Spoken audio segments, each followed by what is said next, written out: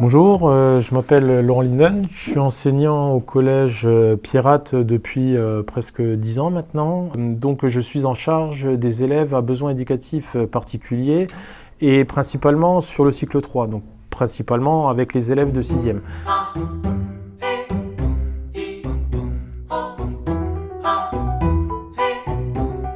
Donc ces critères, finalement, même s'ils ne sont pas explicites sur une grille, mais ils se rapprochent autour de 3-4 thèmes. C'est par rapport au travail du jeune, par rapport à la relation qu'il va pouvoir avoir dans la classe vis-à-vis de l'enseignant, de l'adulte.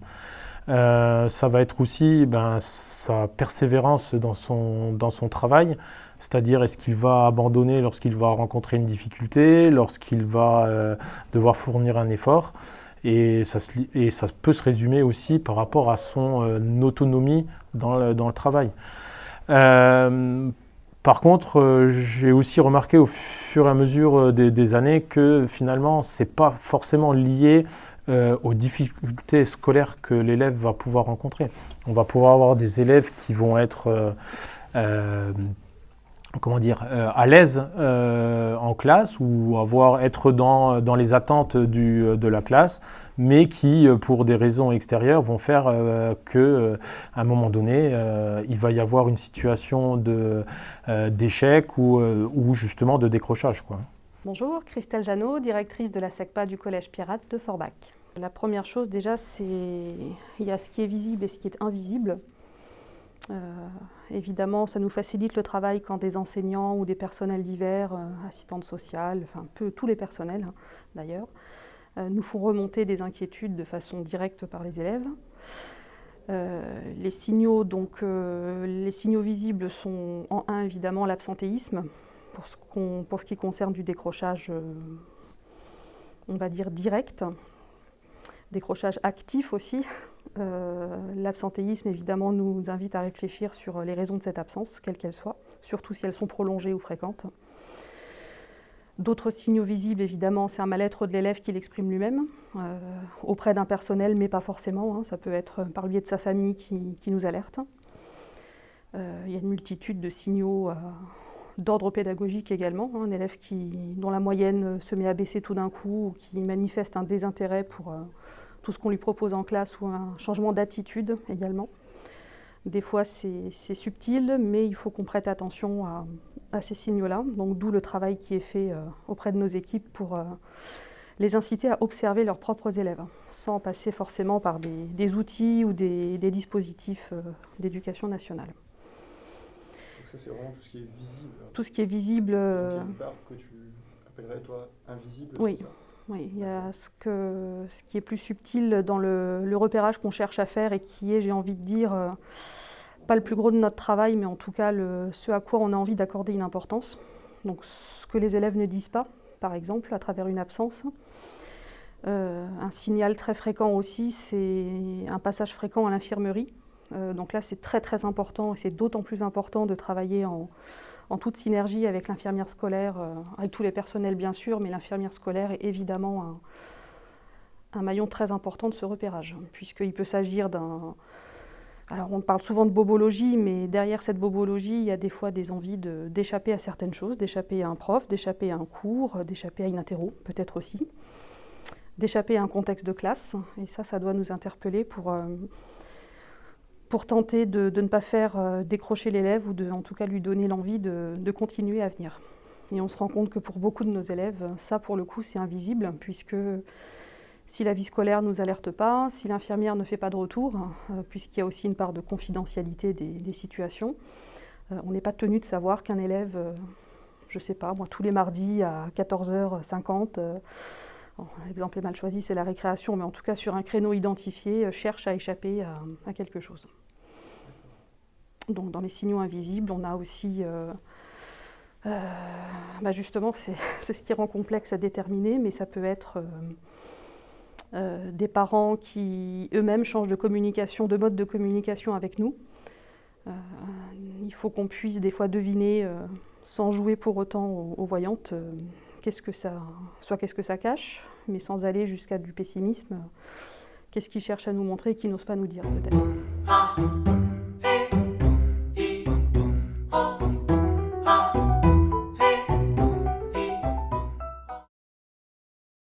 Vaste question hein, sur l'ensemble de tout ce qui peut exister. Avant de parler d'outils ou de formalisation d'outils, moi j'ai envie de dire que les outils, ce sont des personnes, des personnels hein, qui les remplissent, qui y réfléchissent, et que j'insiste encore une fois sur la notion d'observation de nos publics. On va parler de public au sens large. Le repérage, une fois effectué, donc idéalement, on croise nos vues dans ce qu'on appelle une instance, donc le GPDS, hein, le groupe de prévention du décrochage scolaire. Mais on se rend compte qu'en dehors de cette instance qui se réunit donc chez nous 2 fois par mois avec un certain nombre de personnels internes et externes, le GPDS doit avoir un fil conducteur au quotidien. C'est-à-dire que chacune de nos missions et chacun de nos repérages doit évidemment avoir un fil conducteur auprès des enseignants, sans quoi on oublie la notion d'accrochage scolaire. Donc on parle beaucoup de décrochage. Moi j'aime beaucoup la notion d'accrochage scolaire, puisque si on veut se prémunir d'un décrochage, il faut déjà qu'on s'assure que tout ce qu'on a mis en place fait accrocher l'élève à ce qu'on lui propose, donc les apprentissages, la façon d'y accéder, un cadre de vie au collège. Ce repérage, donc en dehors des outils de l'instance, hein, c'est plutôt une instance plutôt qu'un outil, on utilise assez peu, nous, les fiches de suivi qu'on a essayé de mettre en place avec l'assistante sociale et les enseignants pour garder ce fil conducteur. Mais on s'est rendu compte aussi que la multiplicité des intervenants et aussi les actions de nos partenaires rendaient compliqué le fait de synthétiser toujours sur une feuille. Et on ne peut pas toujours s'en tenir, pour ce qui est du décrochage scolaire, en tout cas à des actions clés. Des fois, il s'agit d'entretiens un peu plus fins sur comment va l'élève, l'humeur de l'élève ou des choses très informelles. Alors, pour ce qui est du décrochage scolaire, moi, de mon point de vue, on ne peut pas non plus faire l'économie d'une réflexion de la pédagogie au sein de l'établissement pour ce qu'on propose à nos élèves. Si on parle de décrochage scolaire, c'est bien que la question des apprentissages scolaires est en jeu. Hein. Donc évidemment, il y a des paramètres de l'humeur de l'élève, la vie de famille, sa situation médicale pour certains d'entre eux, leur situation médicale. Mais il ne faut pas qu'on perde de vue notre cœur de métier, qui est quand même le fait de les faire progresser sur des compétences scolaires attendues, autour desquelles ces paramètres vont se mettre en jeu. Et c'est là que nos enseignants ont leurs compétences aussi de doigté et de savoir-faire pour amener nos élèves les plus éloignés vers la bulle de la classe. C'est que les actions, elles sont pensées pour répondre aux besoins qui sont propres à chaque élève. Donc c'est là où la difficulté, une des difficultés apparaît, c'est que les réponses que l'on va pouvoir apporter à un élève ne sont pas forcément les mêmes que pour un autre. Après, il y a quand même, on ne va pas se cacher, il y a quand même des grandes idées, des grands axes qui se rencontrent.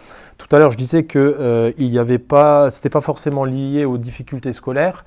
Maintenant, quelqu'un qui a du mal à trouver sa place au sein du collège, au sein de sa classe, des difficultés scolaires, un rapport au travail particulier va engendrer des difficultés scolaires.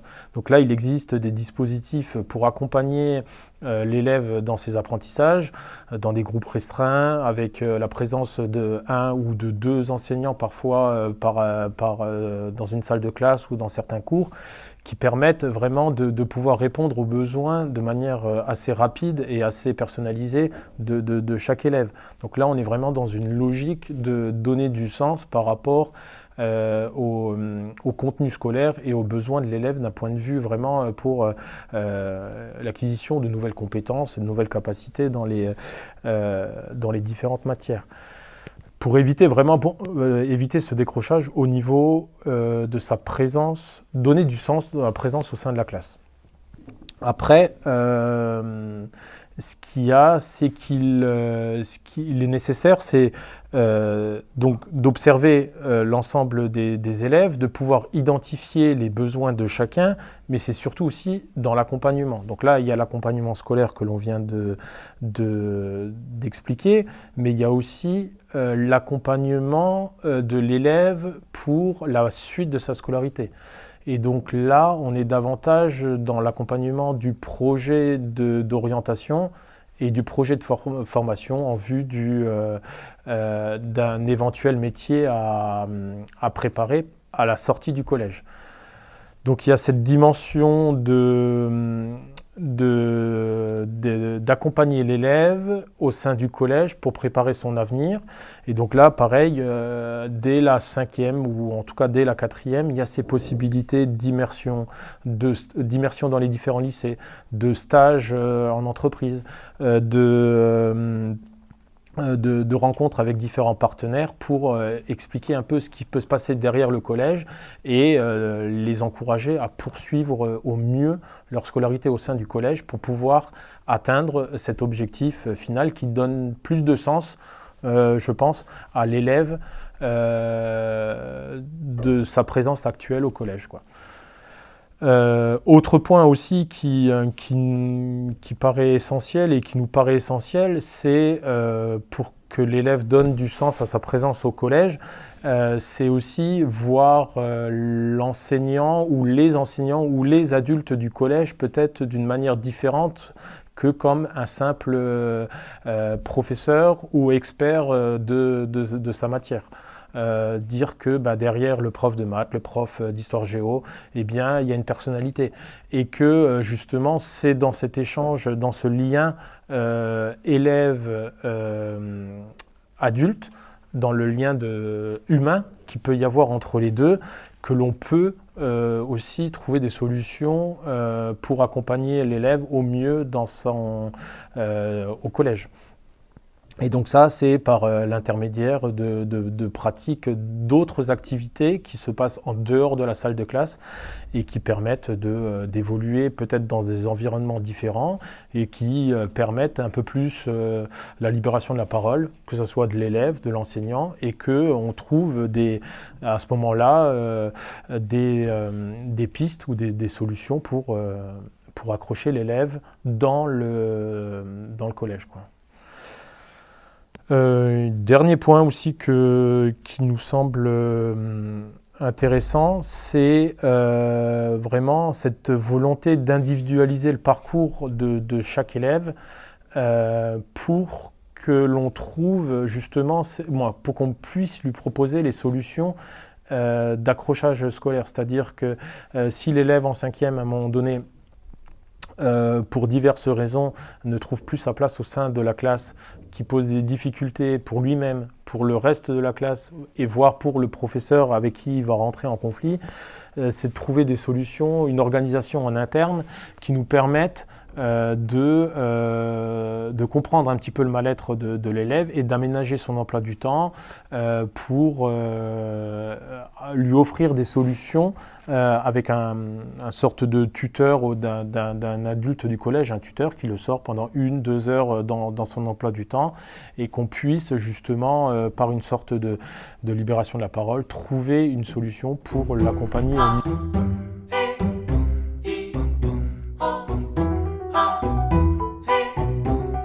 Trouver des leviers, des dispositifs, des actions qui permettent vraiment à motiver l'élève à venir au collège et à s'investir dans ce qu'on va lui proposer dans une salle de classe.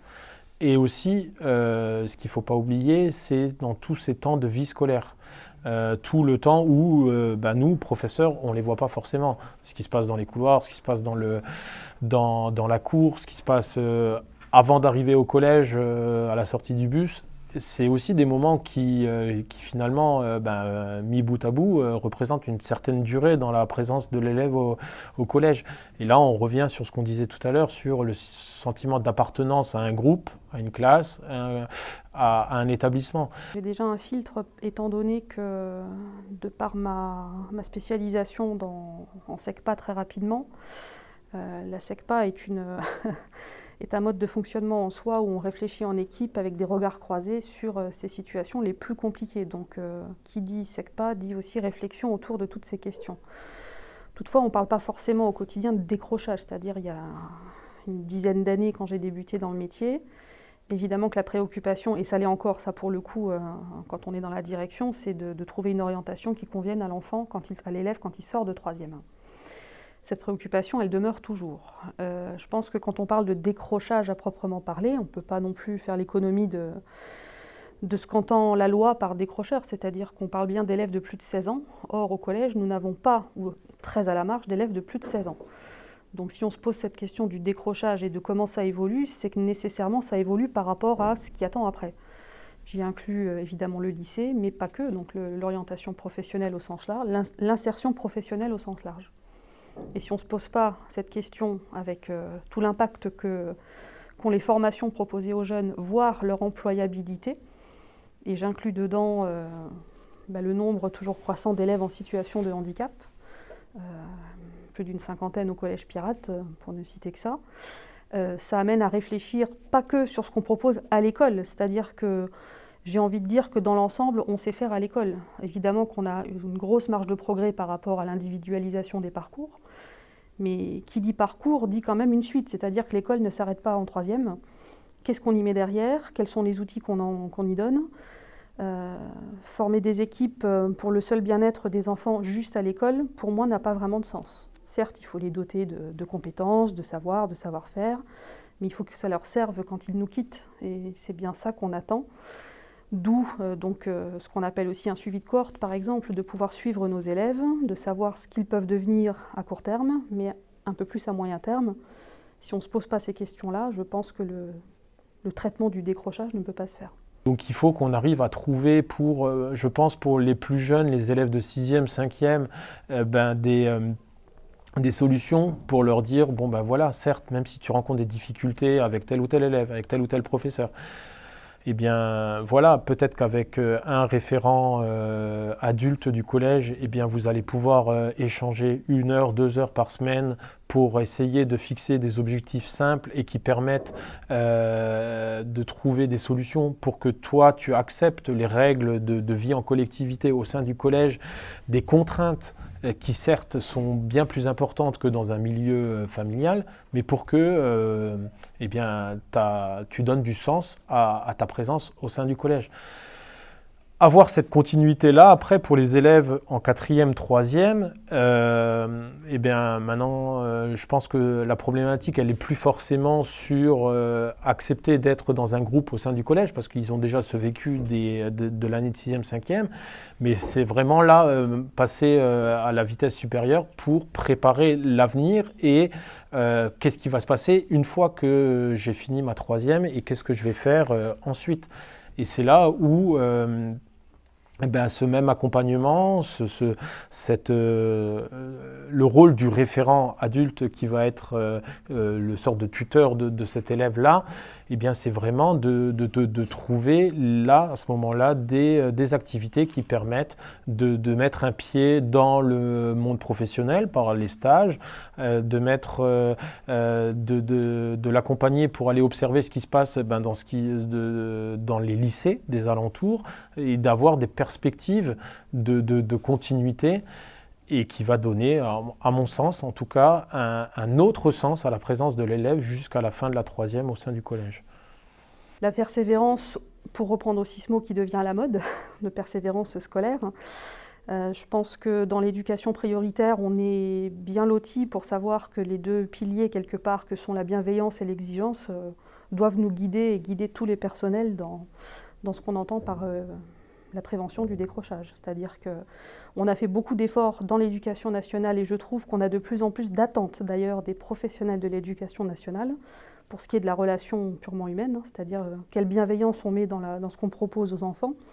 Je dis bien enfants et non pas que élèves, puisqu'il y a des compétences, mais il y a aussi un cadre de vie. Et l'exigence qui est celle du diplôme et après, c'est-à-dire l'après doit se préparer. On l'a beaucoup préparé sans eux, cet après. Et maintenant, on se rend compte, c'est mon point de vue en tout cas, que l'implication de l'enfant pour son avenir en tant qu'élève et en tant que futur professionnel est de plus en plus sollicitée.